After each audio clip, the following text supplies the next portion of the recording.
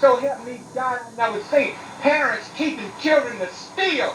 I mean, breaking the windows down and pushing the kids in the store to steal. If I had done that, my mom would beat the stuffings out of me if she had called me stealing. But these parents teaching their kids to steal, I can't understand it. But they ever take their kids to church, or they ever teach them to believe in Jesus? I don't believe this stuff. I just can't. How come he's taking the stuff out of here? We ain't taking no stuff out of there. How come she's taking the stuff out of it? I don't know. Well, wait a minute. Now, we're doing this in our own neighborhood. It's not accomplishing anything politically. It won't change the verdict or the crime against the people that happened, but it's a way for people to vent their frustration. And then they're like targeting Korean-owned businesses and white businesses where these people do business with us, but they still treat us like dirt in our own community. Curbside insurance saved some businesses from being ravaged by the anger directed at non-black merchants. Others, like some of the long-standing Japanese businesses along Crenshaw Boulevard, were looted and burned to the ground.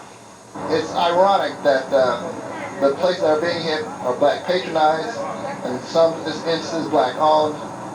It's bringing the black community crippled to its knees, and that's sadness.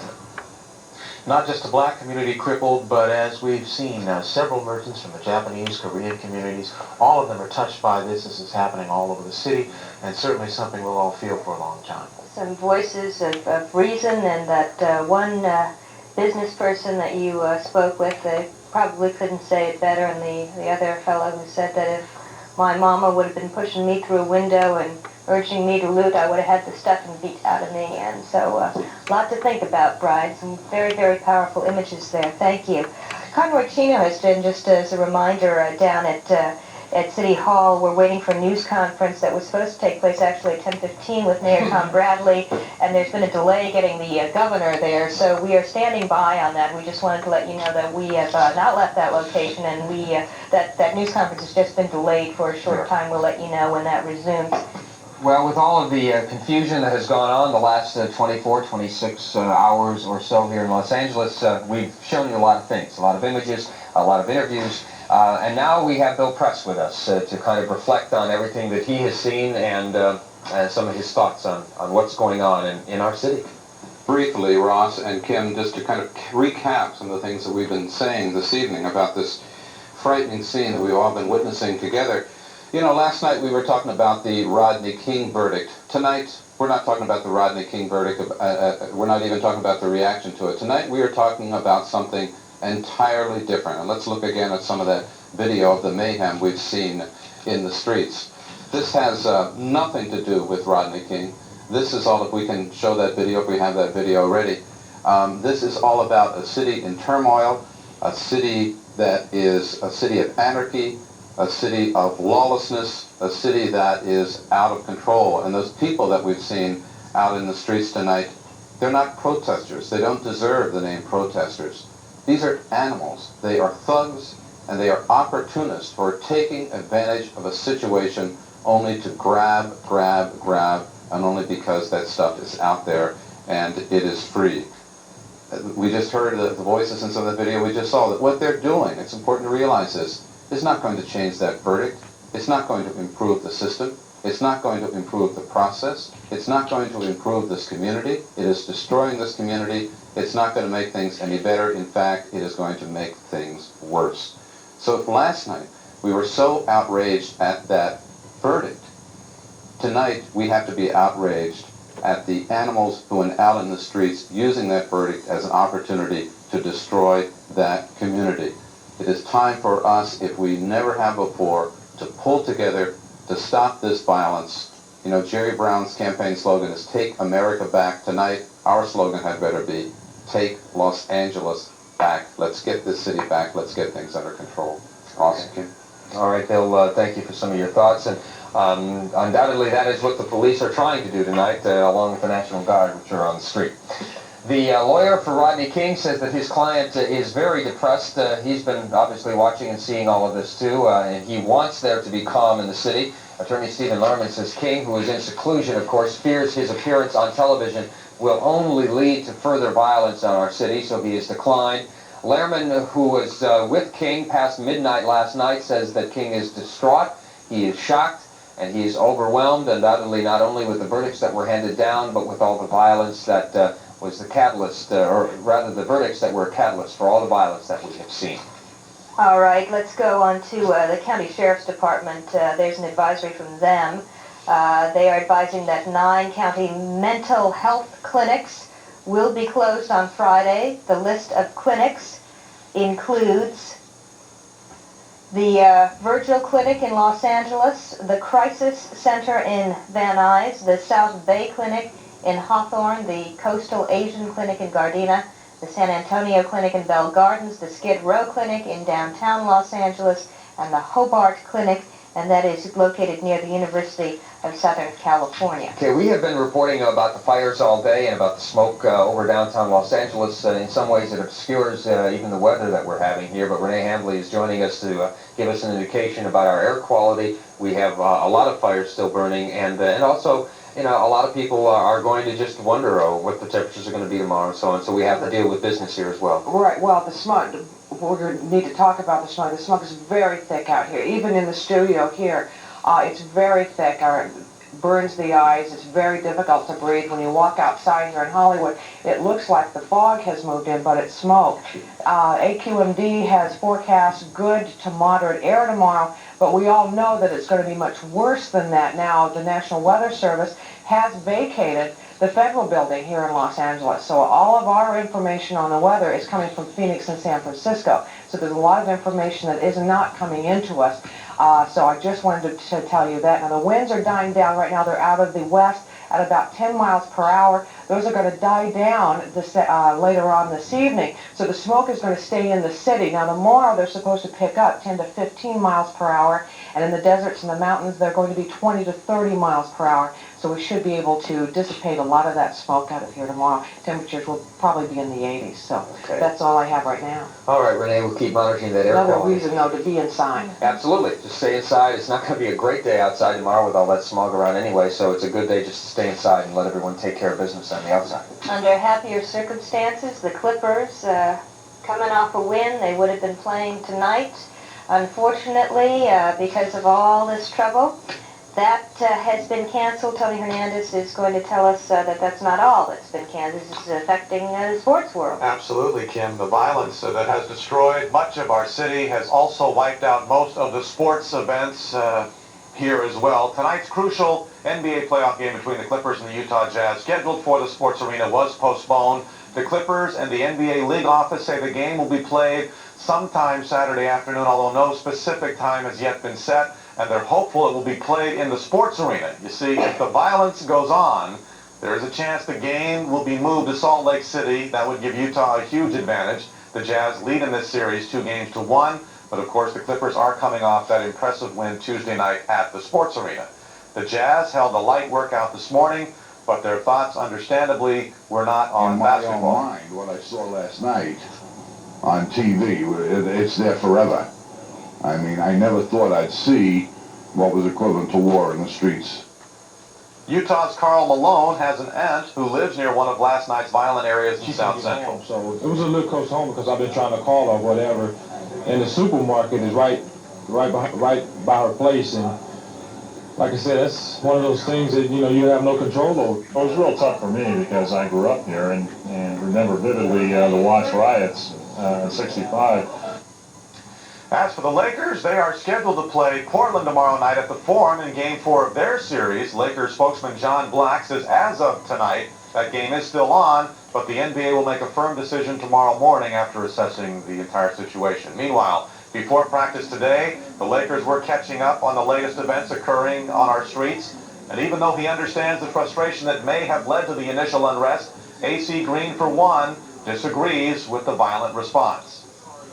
I don't think that's the answer as far as looting or just taking advantage of anybody or just getting frustration out of someone else or their property. I don't think that's the answer. Even though they feel that was done, I say most of the community feels that was done against Rodne King, I still don't feel that's the answer of retaliation. The unfortunate circumstances are the same in local baseball as well. Tonight's game between the Dodgers and Philadelphia Phillies at Dodger Stadium was canceled. The Montreal Expos are scheduled to open a 3-game series at Dodger Stadium tomorrow night. but that is certainly pending now. In fact, the Expos were supposed to drive up here from San Diego this afternoon, but decided to spend the night down in San Diego. Said Montreal outfielder Larry Walker, "We don't need to go up there and take the risk of playing some games when they're calling in the National Guard." In horse racing, Hollywood Park was closed down today, and it will be closed down tomorrow night as well. However, Los Alamitos, located in Orange County, did have racing tonight. It was opening night at Los Alamitos. And in another kind of racing, Saturday's triangular track meet between USC, UCLA, and BYU has just been canceled. That was supposed to be run at Drake Stadium on the campus of UCLA. And we certainly don't want to make light of what's going on here in Los Angeles, but we thought we would pass along the out-of-town scores for you, for those who want to know. In the NBA playoffs, the Cavaliers have advanced. They beat New Jersey tonight. Seattle has pulled off a minor upset by eliminating Golden State. In the Stanley Cup playoffs, Detroit has rallied from a 3-1 deficit to eliminate Minnesota. And Vancouver has also come back from being down 3-1 and will now go on to face Edmonton. Back in baseball, the Giants beat St. Louis, Montreal over San Diego. The Mets got past Houston by a run. In the American League, Oakland beats Detroit. Chicago roughed up Nolan Ryan in his return for Texas. And the Brewers rallied past Toronto. And that's a look at sports for now. All right, Tony. Thank you for bringing us up to date. We have a note for you here as part of our curfew in Los Angeles. Of course, there's a limits on gasoline, and there's also a ban on ammunition, but some frightening news. An office worker at Wilshire and San Vicente, you'll know that Big Five sporting goods store, reported seeing about 40 looters moving into that store earlier today. The men reportedly came out carrying various kinds of guns and ammunition, and this has been confirmed by the watch commander at the Wilshire division. So that problem continues. We have some numbers for you. We want to tell you about what is supposedly a new death toll that has just been released from the coroner's office. We are now told that 24 people have been killed as a result of the civil unrest here in Los Angeles, and 450 are injured. It is a good time to remind you about the curfew, which remains in effect and will until dawn. All LA Unified School District schools will be closed tomorrow, and many of the other districts as well, Compton and Beverly Hills, just to name two. And in the morning, before you send your children off to school, if you're in any other area other than the LA Unified District, you should check with your local district, because they may also be closing some schools down. Many businesses have closed down. They sent people home early today and will tomorrow. So again, before you leave in the morning, you should check on that. And one thing you should remember, whether you go out tomorrow or not, you will not have RTD bus service or train service. The RTD has suspended service. It happened about 4 o'clock this afternoon. They suspended service, and they said it will last indefinitely. So we don't know how long that will last, but certainly do not expect to be able to take the bus in the morning once that curfew is lifted. Let's take a look at our curfew map if we can. Let's switch to our map just so we know the areas that we're talking about. Here you have a pretty good idea of the boundaries, 710 right through the 110 to the 405. These areas stretch all the way. Remember, these are including the cities of West Hollywood. This includes also Santa Monica. And once again, the beaches will be closed tomorrow. The Santa Monica Pier will be closed tomorrow as well. So there's no confusion. This is the LA County curfew That's area. the county. But the Los Angeles City area is in a total curfew as well, and that includes the San Fernando Valley. So the entire city is in a curfew, and you should not be on the streets tonight. We wanted to point that out. We are still waiting to get information from a scheduled news conference that was supposed to take place at the mayor's office involving the governor of California and so on. We, unfortunately, however, are going to try to get that information for you, but there is a very special program coming up right after our newscast tonight, and that's coming up at 11 o'clock, and that is a special edition of Arsenio Hall. He is going to spend his entire hour talking about what has been happening in the city of Los Angeles, what can be done to stop it, and let everybody kind of share their thoughts about it. And that's going to be a very special program coming up at 11 here on Channel 13. So we want to make sure you stick around for that while we wait for additional information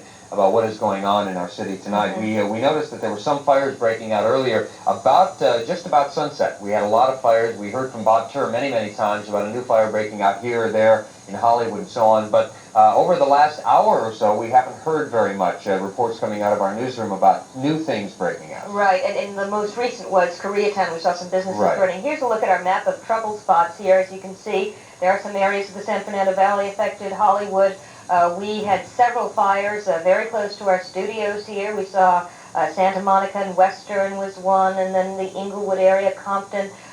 There was a tragic incident in Long Beach where two motorcyclists were pulled off their bike and beaten and shot. One of them was shot. I think the other one has been taken to the hospital. So still a very, very ugly and terrible situation out on the streets tonight. What we will be doing, hopefully, is we have been planning to bring you a newscast, a live news conference, rather, from City Hall. That's where Mayor Tom Bradley and Police Chief Darrell Gates and Governor Wilson were planning to discuss the situation.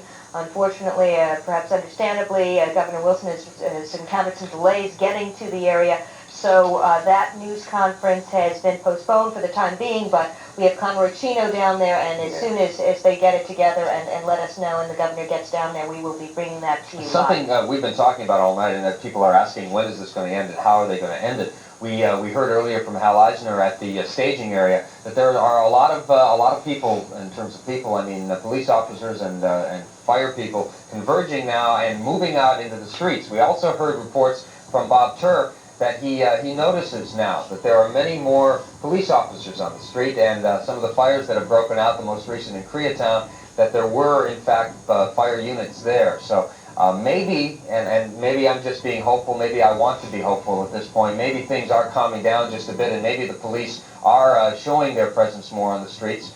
We do know that the National Guard has deployed 2,000 troops here in the Southern California area. Those are being utilized in various areas. And we also know that 2,000 more that were requested are being granted by the governor, and so those will be arriving as soon as they can. So that would make a total of 4,000 National Guard troops that will be joining the police on the streets. Well, now that you mention it, let's get a check on that, and let's go to Hal Eisner if we can. He's at the LAPD Command Center. Hal, what can you tell us from there? Well, one of the things we've been monitoring here is not only the police situation, but also the fire situation. Gary Jenkins is with the Los Angeles City Fire Department. Gary, can you give us an update on the fire situation across town? Well, yes. The quantity of incidents has been reduced drastically at this time. Substantially lower amount of incidents going on around the city, especially here in the south central Los Angeles area. We are responding to about 40 incidents, active incidents in the city at this time. And we're actively fighting approximately 22 structure fires at this time. How would you gauge it? I know earlier you said it was escalating. Where are we now? Well, like I say, the numbers have been reduced drastically. We are looking at probably a fourth of what we had several hours ago as far as incidents, active incidents. We've talked to a number of firefighters. To a T, they've said, we're tired. Yes, the firefighters are very fatigued. They're working 24-hour shifts. They're well into their 24-hour shift here today. They're working constantly, but they're brave, heroic firefighters, and they'll continue to give it their all. I guess one thing we're wondering is this curfew. Is this curfew having any impact at all on the fire situation? Well, I'm not real knowledgeable on the curfew itself and what effect the curfew is actually having. It appears if the curfew is in effect and being enforced by the police department, it appears to be having some effect on the amount of incidents that we're responding to. How many fires are blazing right now in the city? Well, as I said, we are working approximately 40 incidents right now, 22 of those which are structure fires, several of those which are major fires, most of which are not in the south central Los Angeles area at this time, most of which are in the Hollywood and Valley areas at this time. And I suppose you did point out that the numbers are reduced somewhat at this point, and maybe one might deduce that the curfew is impacting there. Yes, I would say that if indeed that is in place and being enforced, that it is impacting the number of incidents we're responding to LA City Fire Department. All right, Gary, thank you very much. We appreciate your joining us, updating us on that situation. Let's take a look over here, if we could. Kim Gardner behind the camera. Again, this is the staging area. Normally, this is an RTD facility on any given day of the week. Right now, this is where authorities are staging all of their operations, given this state of emergency. And let's just take a moment for some observations, if we could. We've seen this activity so much tonight that it's almost become routine to see paramedics and highway patrol and police officers and firefighters coming in and out and in and out. And And yet there's been a lot of human drama right here at this very location, perhaps one of the safest locations in South Central Los Angeles right now, because there are so many police officers here. And I suppose one of the things that I noticed the most was a news reporter and cameraman from a station in Las Vegas, Channel 3 there. They had come to town to report on this situation, report back to their viewers in Las Vegas, and they knew it was a dangerous area, but they just didn't know to what extent. They were driving through the community, and they were shot at. The back window of their news vehicle was completely shattered. It was a marked vehicle with their call letters on it, and they were devastated. Before we went on the air here on News 13, late this afternoon, early this evening with them live, he came out of the vehicle, he came over to our vehicle, and frankly broke down crying because it was such a compelling situation, so emotional, that he just couldn't believe that this could happen to him. A very tough situation out here in South Central Los Angeles. Hal, a lot of people Hal, if I can interrupt you just a second, this is Russ Becker. We have been talking to various people all evening tonight. One of them, LA District Attorney Ira Reiner, who said that he believes there should have been more police presence and much earlier. Is there, have you sensed among some of the officers you've talked to, any frustration that things are not moving faster for them, that they'd like to get out on the street faster, but because of either communication delays or whatever the problem, they cannot? Well, we haven't really sensed that frustration. I think the frustration that we have sensed is that it is, as they've described it, such a monumental problem trying to deal with what's going on in so many different places with so many unruly people and yet protect their own lives, that it's tough. It's a tough job. It's tough to be away from their families and their loved ones. It's frustrating in all of those particular regards. Hal, I have a quick question for you, if you know the answer to it. If not, please ask someone and get back to us later. We have heard that about 900 people have been arrested so far.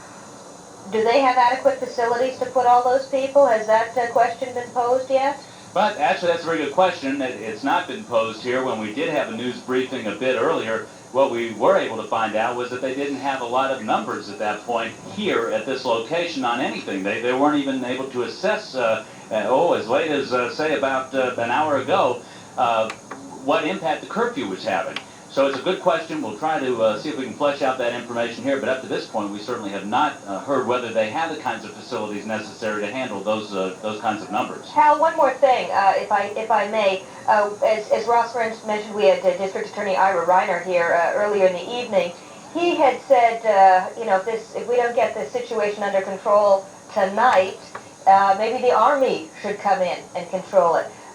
Without taking that extra step, do we know if there have been requests made from out of state or other police officers or reinforcements to come in, maybe from Nevada or Utah or Arizona or any of our surrounding states? Well, there certainly have been requests made, not to the Army, at least we haven't been told that at this location. I wouldn't want to rule that out, but we've not been told that at this location.